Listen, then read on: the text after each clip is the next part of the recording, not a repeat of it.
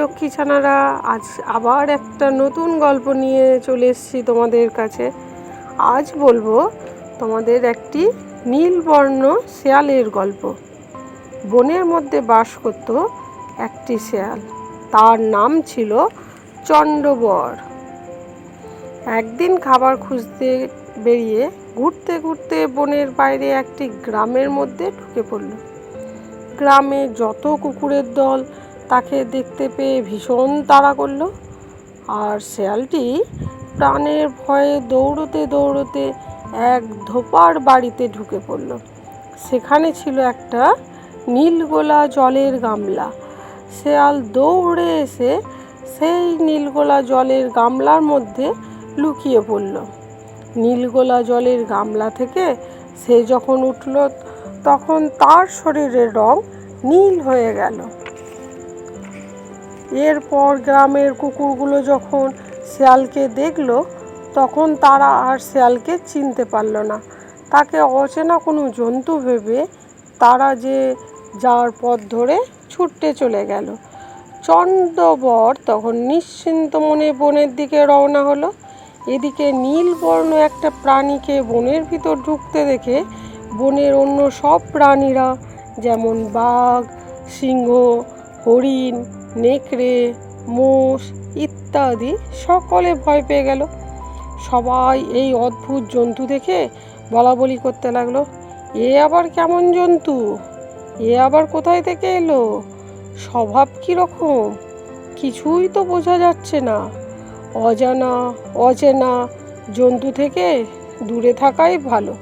এই ভেবে তারা সবাই এদিক সেদিক শেয়ালকে দেখে ছুটতে লাগলো। সবাই আস্তে আস্তে যে যেদিকে পারল ছুটে পালালো। বনের বড় জন্তুরা ভয় পেয়েছে দেখে চন্ডবরের সাহস বেড়ে গেল। চন্ডবর তাদের ডেকে বলল, শোনো শোনো, তোমরা পালিয়ে যেও না, ভয় পেও না, তোমরা আমার কাছে এসো।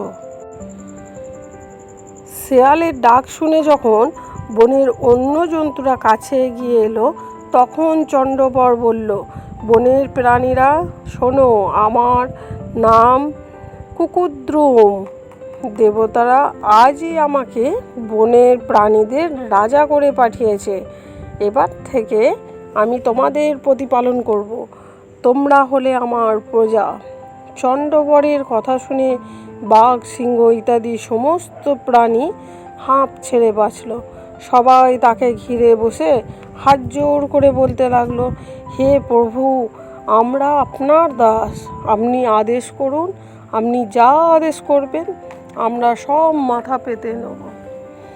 চন্ডবর তখন সিংহকে মন্ত্রী বানালো, বাঘকে বাড়িঘর দেখাশোনার কাজ দিল, অন্যান্য পশুদের নানা কাজের ভার দিয়ে দিল। কিন্তু তার জাত ভাই শেয়ালদের সাথে একটি কথাও বলল না, তাদের ঘাড় ধাক্কা দিয়ে তাড়িয়ে দিল। শেয়ালরা ছদ্মবেশী কুকুদ্রুমকে ঠিক চিনতে পেরেছিল, তবুও তারা মাথা নিচু করে সব অপমান সহ্য করে সরে চলে গেল। শেয়াল চন্ডবর বনের রাজা হয়ে মন্ত্রী পাত্রমিত্রদের নিয়ে দাপটে রাজ্যপাট চালাতে শুরু করলো। বাঘ, সিংহরা বনে ঘুরে ঘুরে শিকার ধরে আনে। চন্ডবর রাজার রীতি মেনে সব কিছু সকলে ভাগ করে দেয়। এইভাবেই দিন চলতে থাকলো। একদিন কি হলো, কুকুদ্রুমকে ঘিরে পশুরা বসে আছে। পূর্ণিমার রাত, সমস্ত আকাশ থালার মতো চাঁদ উঠেছে। জ্যোৎস্নায় বন প্রান্তর ভেসে যাচ্ছে। এমন সময় দূরে একদল শেয়াল হুক্কা হুয়া রবে চিৎকার শুরু করে দিল। শেয়ালদের নিয়ম হলো, একটা শেয়াল ডাকলে অন্য যে কোনো শেয়াল যেখানেই থাকুক তার ডাক শুনে সেও ডাকতে শুরু করবে। শেয়াল দলের ডাক শুনে স্বভাব মতো চন্ডবড়ও মনেও ফুর্তি জেগে উঠল। সে আনন্দে আত্মহারা হয়ে আনন্দে তড়াক করে লাফিয়ে আকাশের দিকে মুখ তুলে দূরে শেয়ালদের সুরে সুর মিলিয়ে ডেকে উঠল, হুক্কা হুয়া, হুক্কা হুয়া। চন্ডবরের ডাক শুনে বাঘ সিংহদের আর বুঝতে বাকি রইল না যে এ হচ্ছে সামান্য একটা শেয়াল। তাদের লজ্জায় মাথা হেঁট হয়ে গেল। একটা শেয়াল কিনা তাদের এভাবে ঠকালো। তখন বনের সব পশুরা মিলে চন্ডবরের ঘাড়ের উপর লাফিয়ে পড়ল। সবাই মিলে চন্ডবরকে ঘিরে ধরে মারতে শুরু করলো। আর ধীরে ধীরে সবার মার খেয়ে চন্ডবরও মরে গেল। এর থেকে বন্ধুরা তোমরা কি শিখলে? চালাকির দ্বারা মহৎ কাজ হয় না। এবার তোমরা কি করবে? একটা লাইক করে দেবে আর চ্যানেলটাকে সাবস্ক্রাইব করে দেবে।